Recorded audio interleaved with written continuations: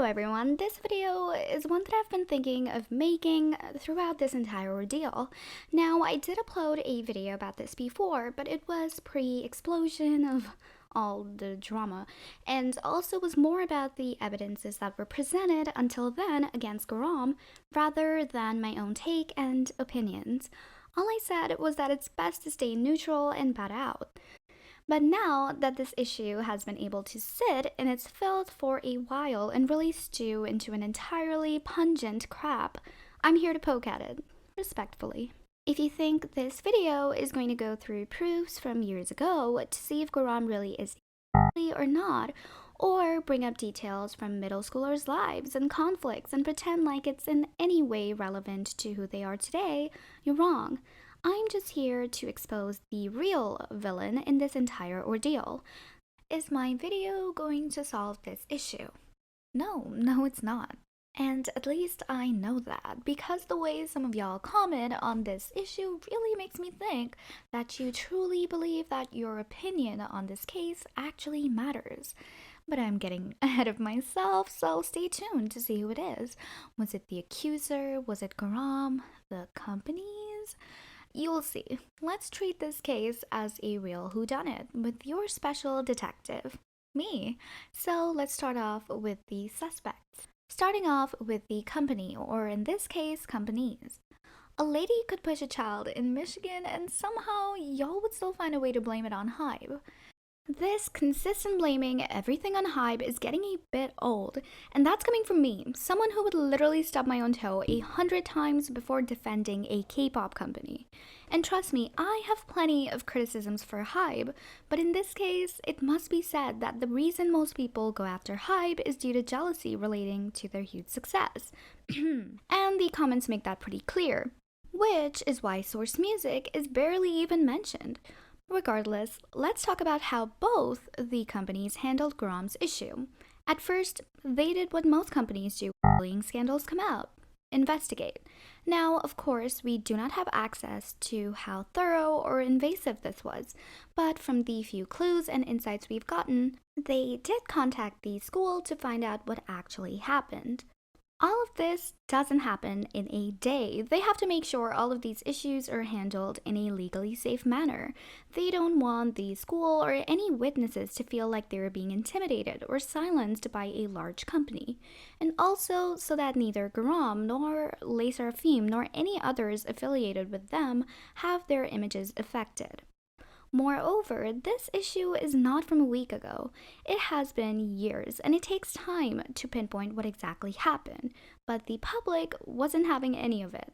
Soon, comments like, "HYBE's protecting her, she probably has a rich dad," or "this is what pretty privilege is," or "HYBE is going to ruin this group by giving special treatment to this 2-week idol," when in reality, HYBE and Source were not protecting a 2-week idol. Garam has trained for way longer, probably years, and they have every right to investigate and protect artists under their company. When Cube kicked out Soojin hastily, everyone soon blamed Cube for being ruthless, cruel, and unfair. Rightfully so, but now when Source and HYBE were taking time making sure it's all done safely, you blame them for being unfair, not understanding that this wasn't just a 2-week thing for Garam. It's just a passing issue for you, but it was her entire dream, going down the toilet. We'll talk about this more when we get to Garam, but moving on to the Accuser. Many Garam fans have tried to bring up alleged evidences that the Accuser and her claims are less than true. They've also painted her out to be a jealous old classmate who couldn't bear to see Garam's success and thus tried to jeopardize it. But the problem with this hypothesis is that it has way too many ifs. That is, the entire theory is based on fans hoping that the Accuser is lying, so Garam is proved not guilty. But here's the thing. None of us are in the inner circle. A dozen or more things could have gone down that neither Garam nor the Accuser nor the company have shared with us, and for good reason, because we are irrelevant in this equation. As soon as the public gets involved into any drama, it gets nasty so quickly. Fake rumors, hates, and false accounts run free. It is a conflict between these two parties and should be handled between these two parties. I don't know if you thought this was a public event, but this conflict was private. And none of you had tickets and yet trespassed in, spreading your opinions and narratives that no one asked for.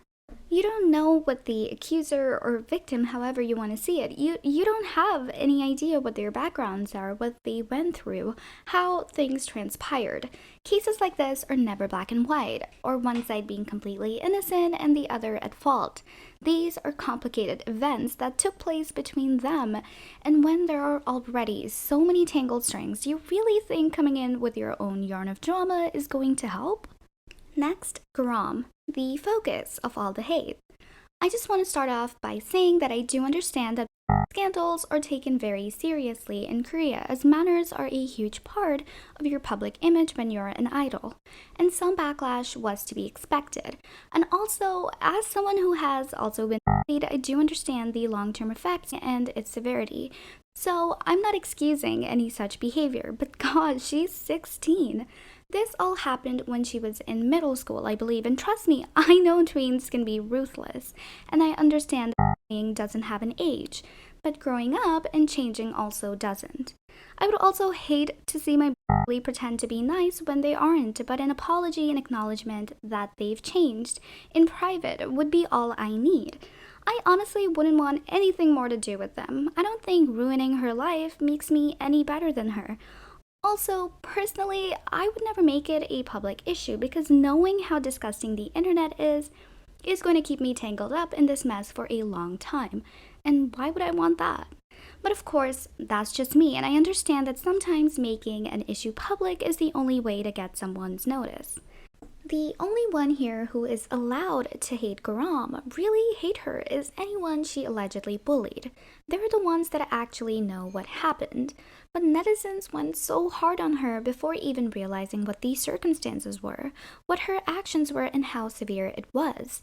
It was almost as if you weren't standing up for bullying, but for drama. You bullied her in groups of hundreds, possibly worse than any hurt she ever inflicted on anyone. Doesn't that make you the same as her? Ruthless bullies? Don't you think firing off threats towards her is hypocritical? Don't you think since you are nowhere close to anyone involved in this case, you should stay out of it and stop from further complicating this issue among teens? I won't be the one to judge if Garam is guilty or not. There are conflicting accounts and details, and I happen to be no one. I don't know the ones affected personally and can't make a judgment sitting miles away with just media and journaling sites as my insight. And I wish more people thought about this issue like I do. Anyway, by now, you're probably one of two, on the edge of your seats waiting for me to tell you who the real villain is, or most likely already figured it out. So here it goes. It's you. It's any of you who used the comfort of online anonymity to bully a 16-year-old for something you didn't even completely know the circumstances of. I understand that it could be upsetting and triggering for many, but surely you understand that she's just a stranger to us. Like, you're not. How can this one girl turn you into bullies yourself? That's right, you really thought you were standing up for bullying? By what? Bullying someone back? That's not exactly how it works. A lot of people use the excuse of they chose the celebrity life. They need to get used to people being in their business. But personally speaking, it's common decency to butt out and not interfere, especially when it's someone's lowest point. Going through all of this soon after debuting in public is hard enough for anyone, especially a young girl. How do you think she handled the millions of disgusting comments on social media? There's a difference between holding her accountable and straight up hating. I can't even begin to comprehend how hard this was for her. Yes, I do understand that if she did someone, she deserves consequences, but there's a limit. Besides, we are no one to hold her accountable, especially since we don't even know what she did, and we are hypocrites by bullying her back. The way so many of you easily let such hateful remarks out make me question if any of you really know how harsh bullying is, because if you did, you would think twice, 3 times before saying such hurtful things to others. This goes for Garam fans who send such comments to the victim as well. Just learn to leave an issue be. All we were entitled to was being released in bits by the company in their statements. Anything more is not our business, and speculating about it is embarrassing. Please stop and take a second to imagine yourself in their places. It's not a fun thought, is it? Just remember that what you considered a scandal or drama and thought was fun to comment on, that was someone's life. Think about the fact that this 16-year-old girl, who probably dreamed of being an idol, will no longer be able to get that chance in her life because of how big you made this issue. Like she said, her dream could only last 2 weeks. That's on you. The issue could have been handled more gracefully, more privately. She could have learned her lesson, moved on to be a better person. But now, all that her dream will remind her of is the pain and hate you subjected onto her, a child. And that is all for this video. If at the end of this someone still tries to pretend like I'm supporting a or making excuses for her, go ahead. I just know that as someone who has been bullied, I could never ever subject the same hurt onto another person. Regardless of whether Garam is guilty or not, I hope she learns from this and becomes a stronger person. And I hope she gets another chance at her dream in some way. I hope both Garam and the accuser find peace and comfort, and I hope you learn from this incident. The industry is already harsh enough. We don't need to make it any tougher. Learn to be more respectful and understand that just because you have anonymous profiles, that doesn't really mean your words don't carry weight. Thank you for watching this video, and I will see you in my next one. Take care and stay kind.